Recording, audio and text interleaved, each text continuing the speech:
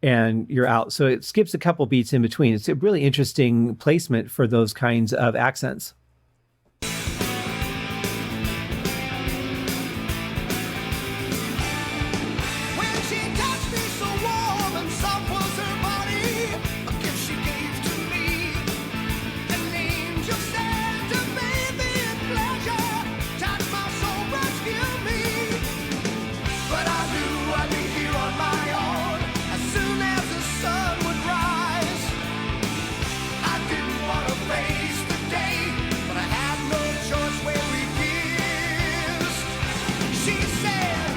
Yeah, that part was really powerful. Love the organ build there at the end of that.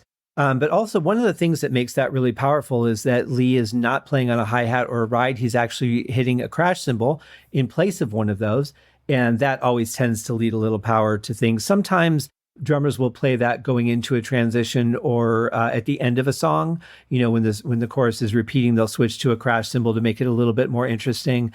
A really good example of that would actually be Stargazer by Rainbow.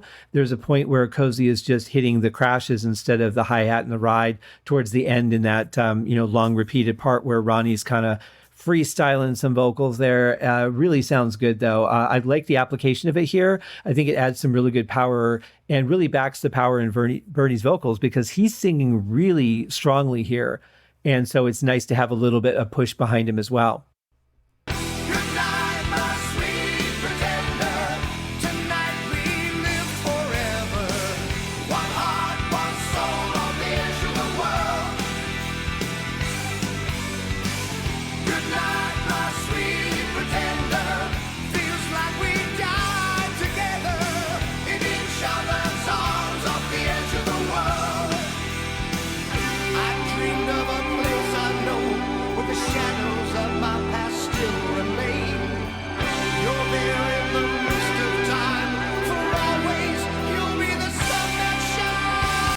This is a really interesting part because everything just kind of settles down a little bit and lets the vocals really shine through, just kind of gives it a little bit of a breather because it's an important moment. The message needs to be heard here. And there's just enough music to keep it going so it doesn't sound like it's flat, empty, and just vocal. But at the same point, the focus really is on the vocal. So this was well crafted.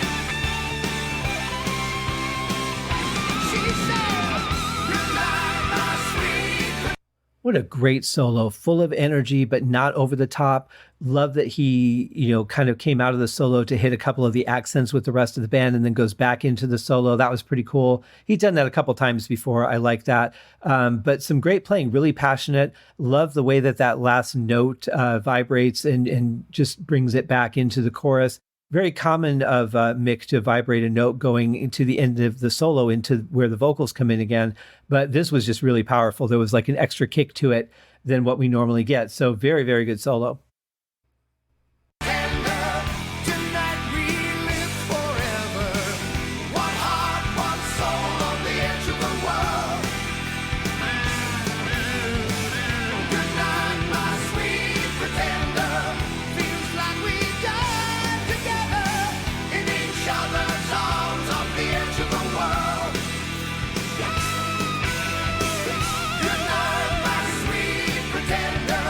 Feels like we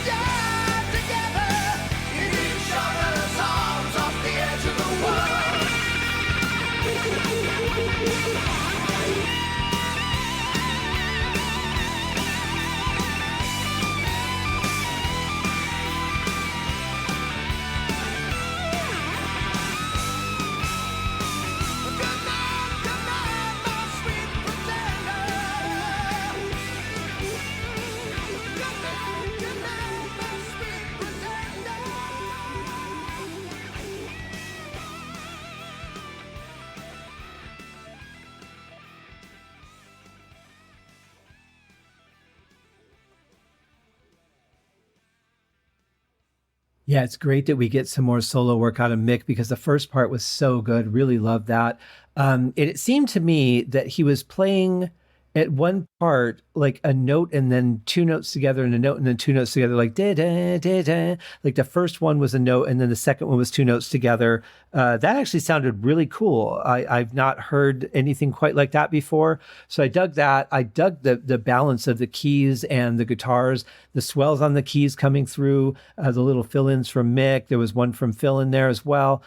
Just a really, really well constructed and performed song. Great energy, a great way, honestly, to end an album. So whatever country or countries got the version that didn't have that, that's a shame, because although the Golden Palace would be a great way to end the album, on that good emotional warmth and high, I think Sweet Pretender is a great way to end a rock and roll album. So great song, great season, guys. It's been absolutely wonderful. We will be back tomorrow for the start of season 21. We are flying through these, guys. Have a great day. We'll be back tomorrow. Cheers. Thank you for joining me on this episode of Uriah Heep, the Magicians Podcast. If you have enjoyed this show, please consider going over to Apple Podcasts or your favorite podcast outlet, leaving a rating or a review. Be sure to subscribe to make sure that you are notified when new episodes are available. Please be sure to share this podcast with your fellow Uriah Heep enthusiasts and anyone who you think would like Uriah Heep, which should be everyone. And if you are so inclined, please feel free to contribute to the Patreon account. And if you are not a Patreon subscriber, you can also pay through the PayPal link on the website listed in the show links below. I would also like to thank Uriah Heep for their very generous support of the show, and thank you guys for listening. We'll see you in the next episode. Happy days!